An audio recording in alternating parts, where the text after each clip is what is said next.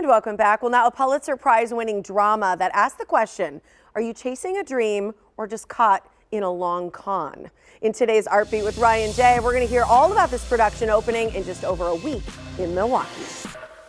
Hey, that's right, Tiff. We're talking about Milwaukee Chamber Theatre's production of Topdog, Underdog by playwright Suzan-Lori Parks. It centers around two brothers struggling for the upper hand. One brother's named Lincoln, the other, he's ironically named Booth. And it promises to give you emotional whiplash alternating between comedy and drama. And joining us now are the show's stars, Anthony Fleming III, who plays Lincoln, and Dimonte Henning is Booth. Well, welcome to the Morning Blend. Thank you. Thanks Good to see you again, Dimonte. Yes, likewise. And welcome to Milwaukee, Anthony. Hey, thank you.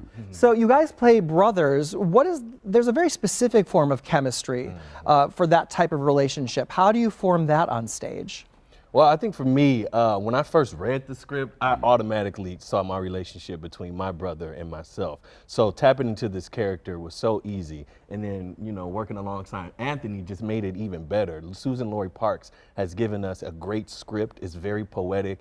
And we just dive into the work, and it's been a lot of fun. So. It has, yes. Mm-hmm. Yeah. And Booth is the younger brother. Yes. You're a younger brother in real life. Anthony, do you have any siblings? I do. I have four, and I'm in the middle. I have an older brother. I also have a younger brother, so I kind of know both sides. But yeah, like Dimonte, my relationship with my brothers has definitely, come in handy when crafting this role. Sure. Yeah. I'm curious about it. I am not immune myself to sibling rivalry, so I'm curious, how does that play into the story? Is that the base of the conflict here? Yeah, so Booth is really trying to get Lincoln to teach him this 3-card Monte scam. And so throughout the entire show, Booth is like, I really want to do this. Can you help me? And Lincoln is like, no, I'm done with that life. He knows the dangers and the risks involved. And so Booth is doing what he can to make him feel good about himself. And ultimately, at the center of the play, it's about love. It is very heartbreaking at moments, but it's very comedic. You have these moments where you see them trying to be the top dog and Booth being the underdog. But ultimately, as I was saying, it's about love, the love of these two brothers, regardless of any fights that they have throughout the show. Yeah, the younger brother Booth wants Lincoln to teach him the game, but that's going to come at a cost for Lincoln. While he walked away from the game, he doesn't want to go back to that life. And he definitely doesn't want to teach his brother that because of the risk involved. So there's that tension between them, and you really feel that when you're up there on stage.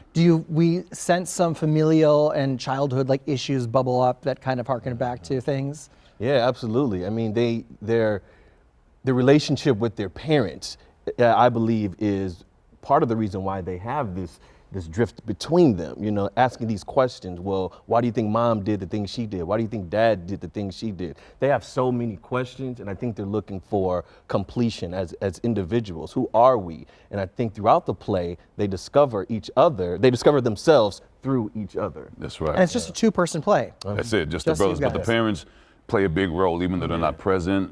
Their lack of presence really shapes these two characters. Yeah.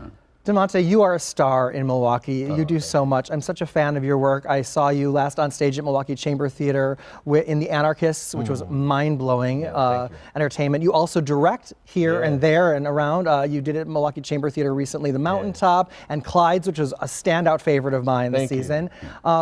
What is it like as a director working for another director, and as an actor, how does that inform your performance? It's great. As a director, I feel like it makes me a better actor. And as an actor, it makes me a better director because I'm able to understand what it is that my actors need as a director.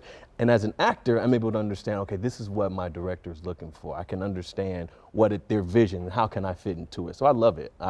It's a great joy to be a part of this production. And Anthony, we're lucky to have you. Your voice is amazing. Tiffany was referring to it. Yeah. I was like, you could step into the role of Darth Vader in the upcoming Star Wars. From your lips. And or the next Mufasa, right? Yeah. But what attracted you to Milwaukee about this show? You are often seen as a guest star in the series. It's Power Book 4 Force on Stars. Yeah. You're frequent at the Goodman and Steppenwolf in the Chicago area. Yeah. So what about this show drew you to Milwaukee? The language, the play, the words. This is definitely a show, especially as a black actor. If you have the opportunity to be in this production, I think you should do it. It's that powerful of a piece. Milwaukee's not that far from Chicago. as well. So that was a big draw. And Milwaukee's a great town. I was here about 14 years ago. I did a show at Milwaukee Rep. And so it's great to be back. But it's really the chance to work with the director, Gavin Dillon Lawrence, who I've worked with as a playwright and as an actor. Him and I have been on stage at the Goodman together before. And then to meet Dimonte, he's been great. This is, like you say, he's an icon of Milwaukee, does a lot of great work, and he's just a great brother to know. And to see his impact in the things he does here for other actors, the understudy in the show, his understudy is a young man who you could tell right away has a lot of respect and looks up to Dimonte, because Dimonte teaches as well as acts and directs. He teaches other actors the professional side of the business. And really quickly, I want to ask, because I'm a big fan of Milwaukee Chamber Theatre and Artistic Director Brent Hazelton. He's a visionary. You're going to be celebrating your second Legacy Night on April 30th. What is Legacy Night? So it's a night where the entire evening is dedicated to Black audience members, where we are just taking up space.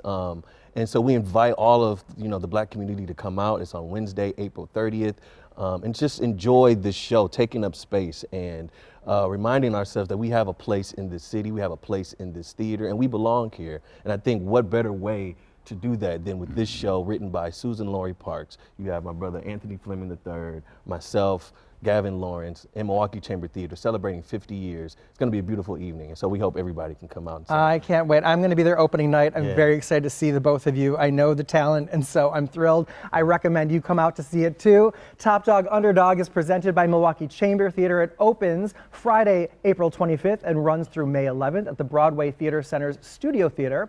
And you can get a discount. Go to MilwaukeeChamberTheatre.org and use the code Lincoln for 20% off tickets to performances through May 4th. And now, Tiff, back to you.